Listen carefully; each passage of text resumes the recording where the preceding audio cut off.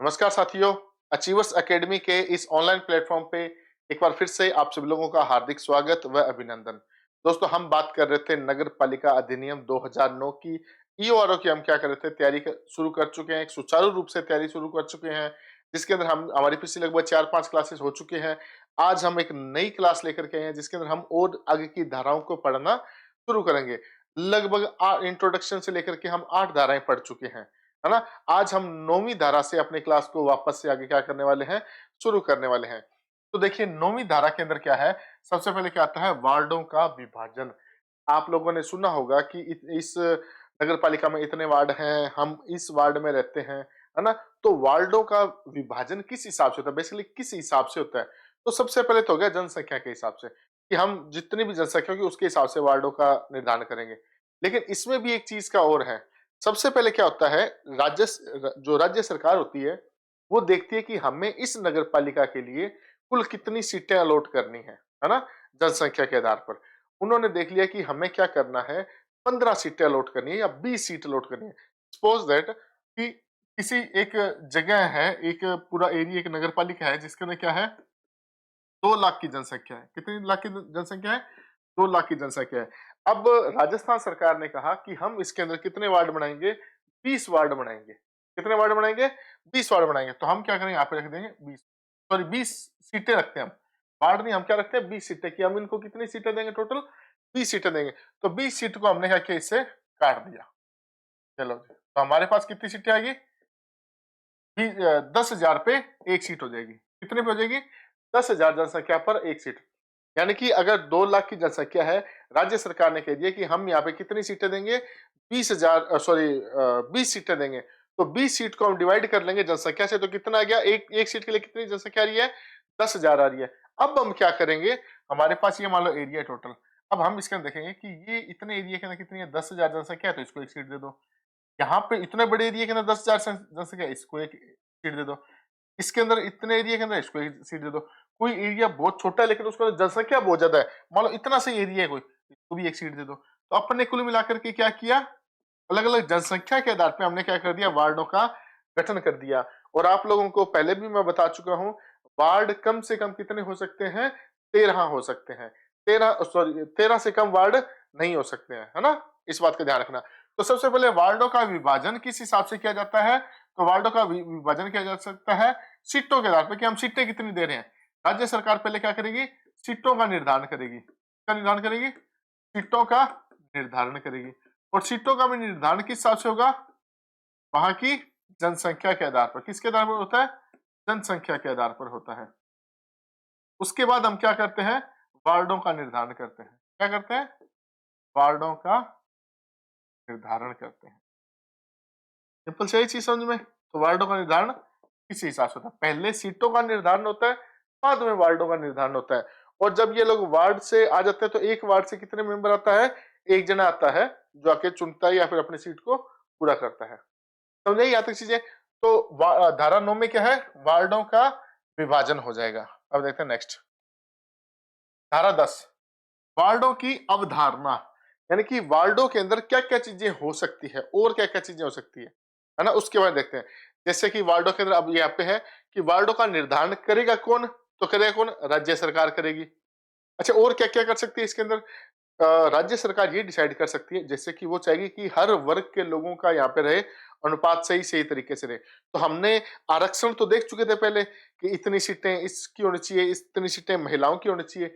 लेकिन वो कौन सी सीट होगी जिसपे महिला आनी चाहिए, वो कौन सी सीट होगी जहां से एस सी एस टी का बंदा चुनाव लड़ सकता है, वो कौन सी सीट होगी जहां से केवल ओबीसी का बंदा चुनाव लड़ सकता है, वो कौन सी सीट होगी जहां से हर कोई बंदा चुनाव लड़ सकता है। तो कोई ना कोई डिसाइड तो किया होगा ना।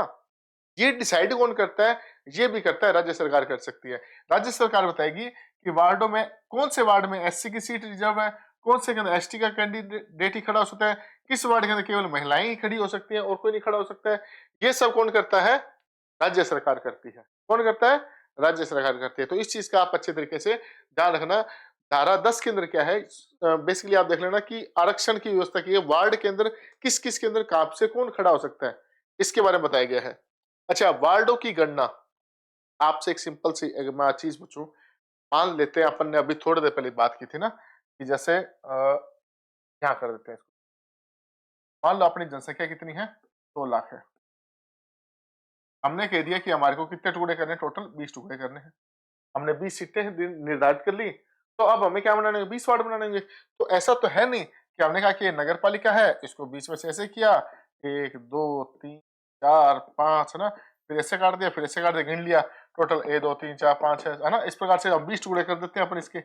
ऐसा तो नहीं हो सकता, है ना, ऐसा तो नहीं कर सकते ना। तो अपन आपको मैंने अभी थोड़ी देर पहले क्या बताया था, जनसंख्या के आधार पर हो सकता है ये वार्ड इतना बड़ा बन जाए, हो सकता है ये वार्ड इतने से भी सट जाए, हो सकता है ये इतने से भी हो जाए, जनसंख्या के आधार पे होगा। ठीक है, ये बात आपको समझ में आ चुकी है कि जनसंख्या के आधार पे होगा, न कि टुकड़े करके होगा।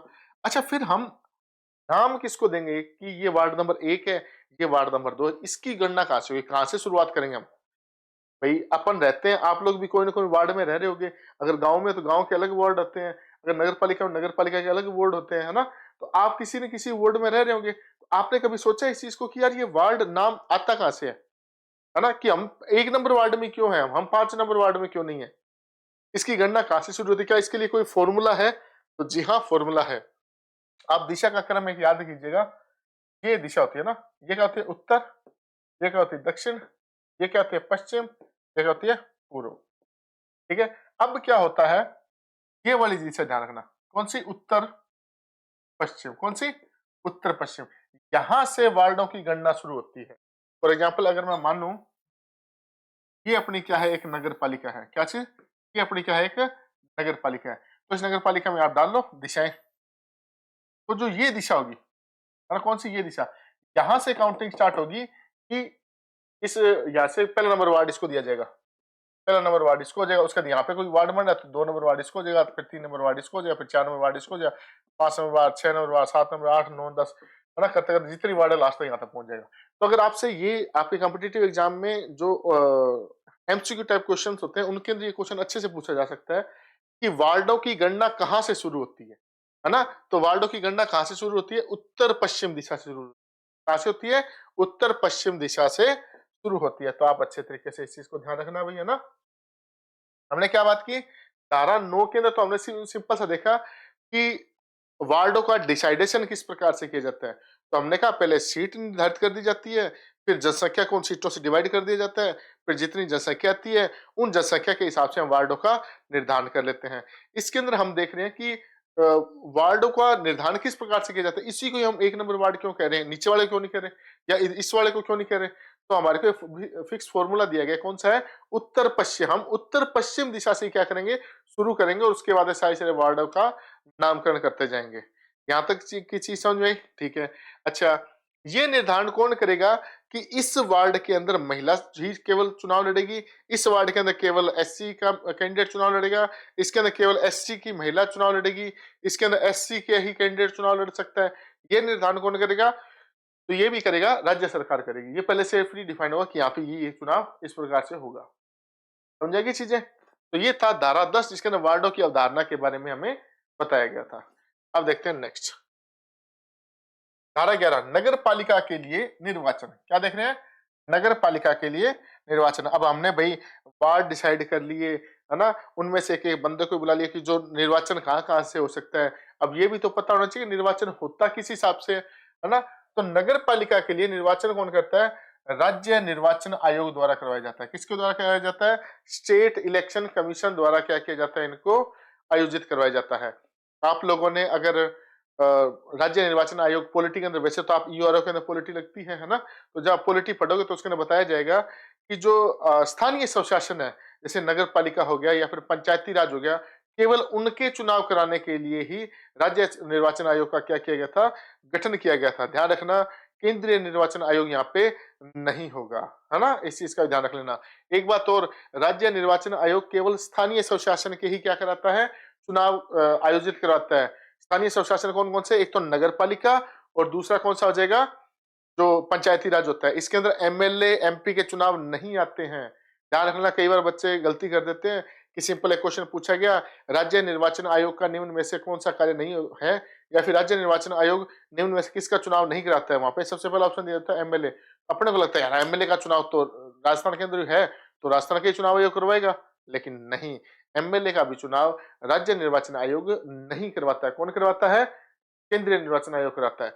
राज्य निर्वाचन आयोग केवल दो चीजों के चुनाव करवाता है, एक तो नगर पालिका के और दूसरा किसका करवाता है, पंचायती राज के। तो आज हम बात करें नगर पालिकाओं के, तो नगर पालिका के चुनाव कौन करवाएगा, राज्य निर्वाचन आयोग द्वारा कराया जाएगा। अच्छा, जो चुनाव करवाए जाएंगे किस किस अवधि में करवाए जा सकते हैं, तो यहाँ पे तीन कंडीशन बनती है। एक कंडीशन क्या बनती है, सामान्य।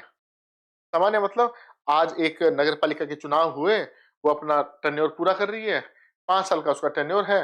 तो जैसे मान लो यहाँ पे ना एक नगर पालिका है, इसने चुनाव ना लड़े, सब कुछ हुआ, अब इनका टेन्योर कितना है, 5 साल है, कोई विघटन नहीं हो, कुछ नहीं हुआ, तो हम ये ध्यान रखेंगे कि इनके समय समाप्ति से पूर्व पूर्व क्या कर दिए जाएंगे, चुनाव करवा लिए जाएंगे।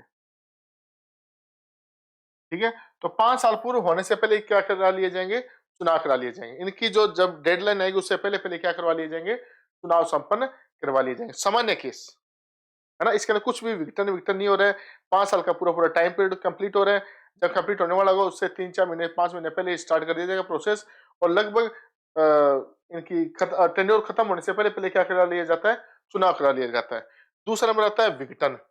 मान लेते हैं तो ये एक चला अपने नगर पालिका का कार्यकाल चला, और इन्होंने क्या किया, लगभग 2 सालों बाद में क्या हुआ, नगर पालिका में विघटित कर दिया गया। तो इसके अध्यक्ष उपाध्यक्ष सदस्य जितने थे सारों का खत्म हो जाएगा यहाँ पे कार्यकाल वगैरह, है ना।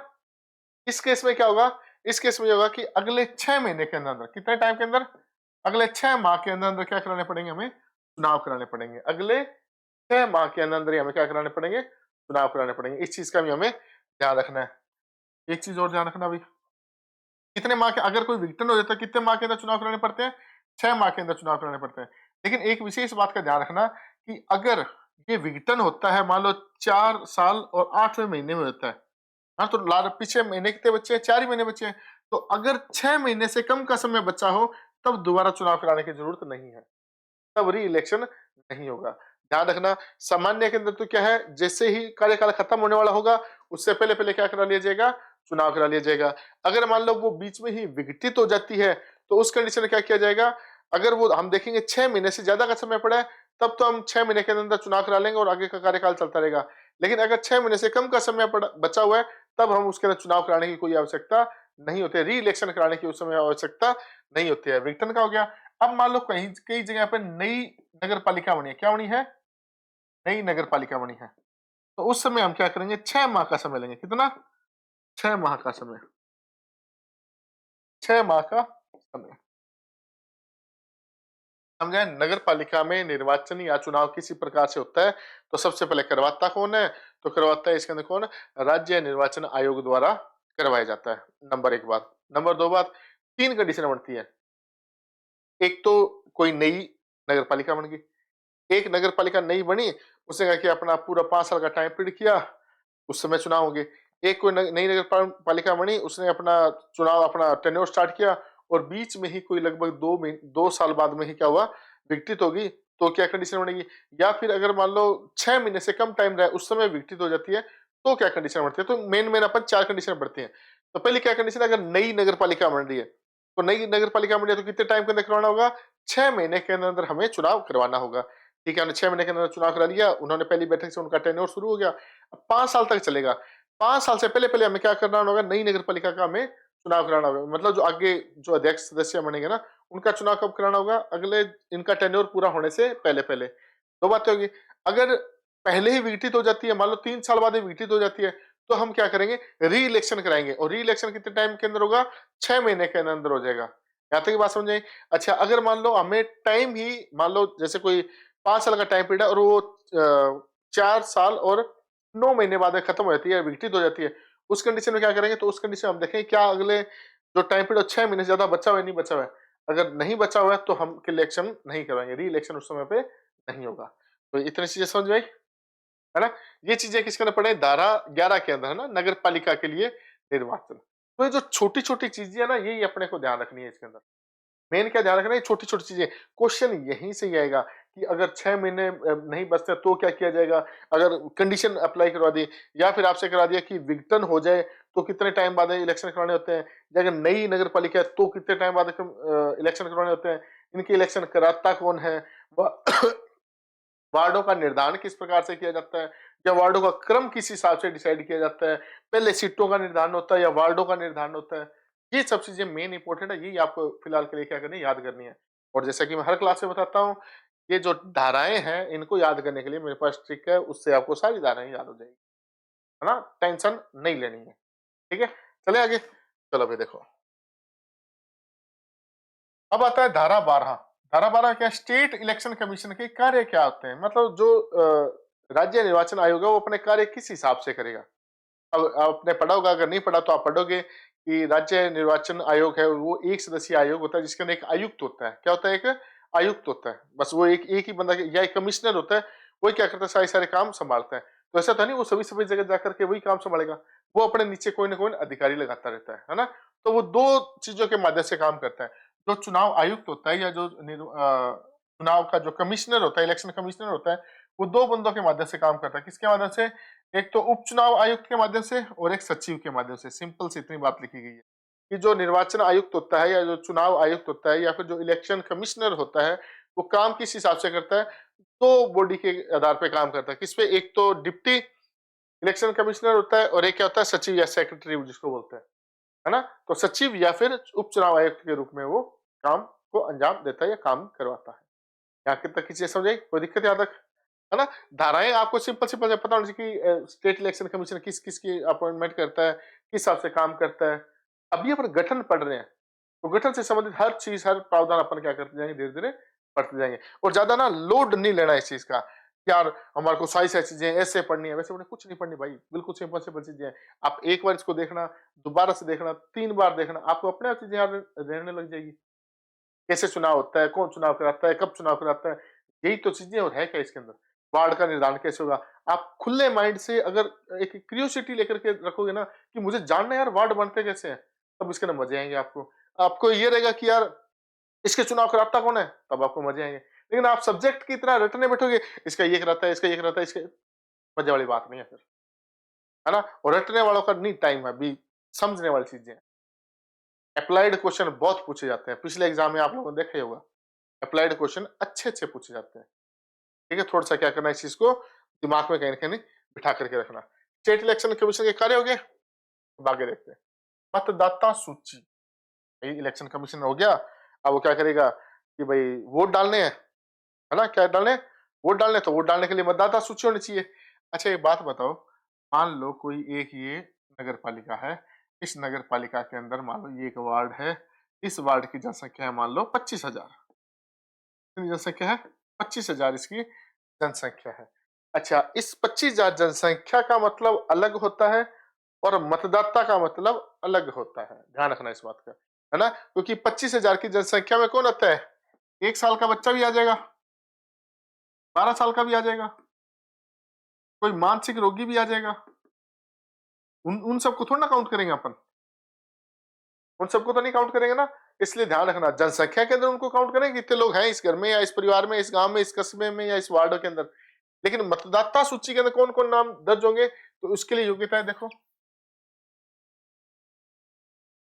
मतदाता सूची के अंदर क्या होना चाहिए, सबसे पहली बात तो हमें क्या देखनी है कि बंदे की 18 वर्ष की आयु पूर्ण हो चुकी हो, 18 वर्ष या 18 वर्ष से प्लस हो चुका हो। कब हो चुका हो प्लस, 1 जनवरी को, जब ये गणना हो रही है 1 जनवरी को, जब भी ये गणना हो रही है, मतदाता सूची तैयार हो रही है, उस साल के 1 जनवरी को कोई इंसान अगर 18 साल का हो चुका है तो उसी का ही क्या होगा, नाम दर्ज होगा, इसके अलावा नहीं होगा। ध्यान रखना इस बात का।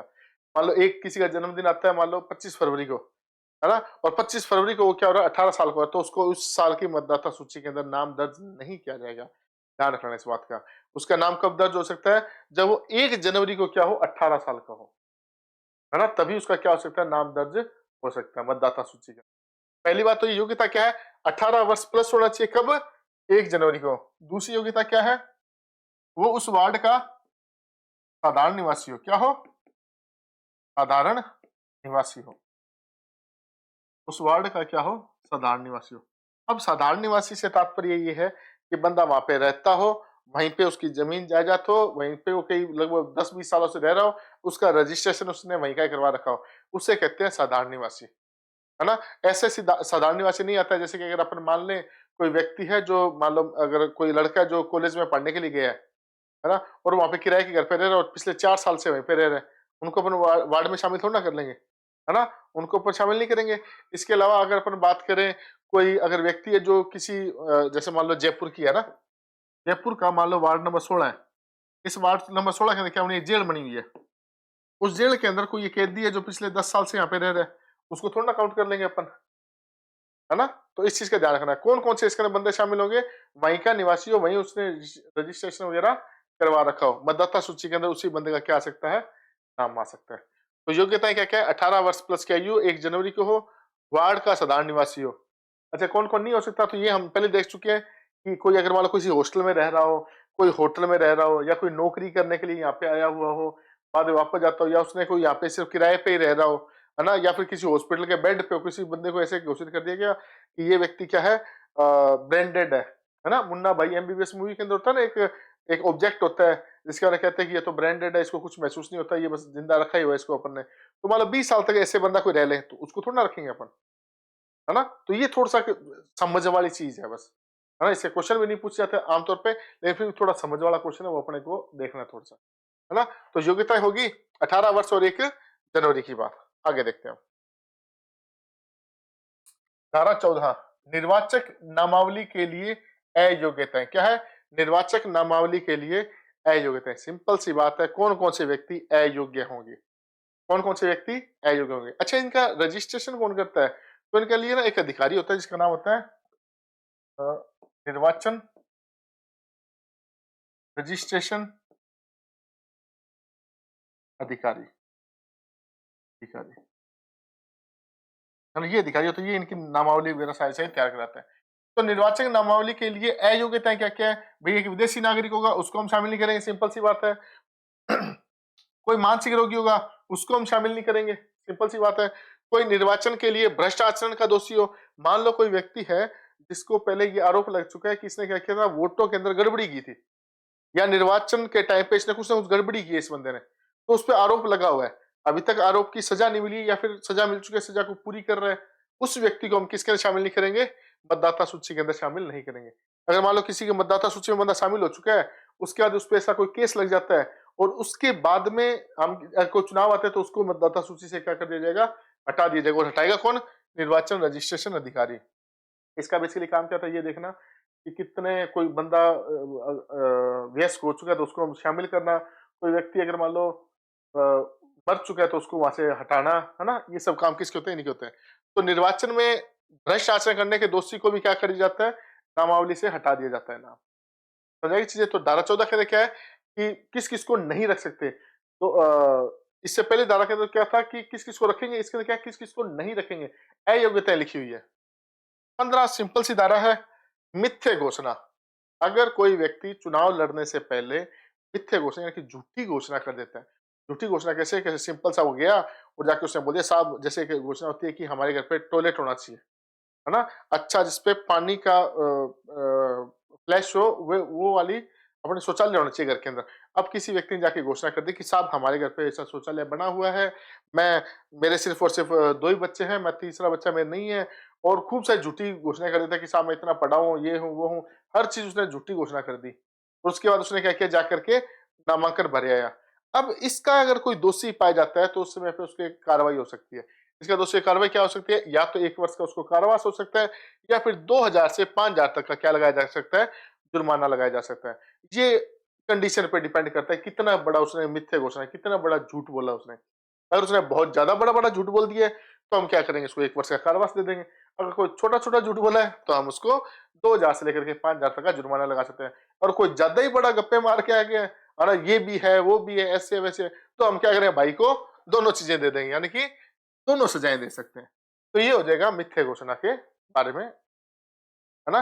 तो आज आपने को छोटी छोटी चीजें पढ़ी है, 5-7 आज पढ़ चुके हैं अपन। आप लोग ऐसे पढ़ते रहो, है ना? ताकि हम धीरे धीरे अपन याद करते करते करते इसको एक बार के ले चलेंगे। क्लासेस जरूर लेना, है ना? क्लासेस लेनी बहुत ज्यादा जरूरी है। क्लासेस नहीं लोगे तो फिर आपको ये लगेगा यार पता नहीं कितना और पढ़ा है, कितना नहीं पढ़ा। आप सिंपल डेली का 1 क्लास लेना स्टार्ट कर दो, डेली की 2 क्लास लेना स्टार्ट कर दो, सुबह और शाम को बस आप। और सुबह शाम क्लास लेते रहे, इतनी बार रिवीजन होता है, इतनी बार बताता रहता हूँ, आपको अपने आप ही चीजें याद रह जाएगी, है ना? तो अब अपन क्या करते हैं, आज की क्लास को यहीं समाप्त करते हैं। अपन नेक्स्ट क्लास में मिलेंगे और वहीं पे क्या करेंगे, अपन आगे का डिस्कशन करेंगे। Okay, thank you so much.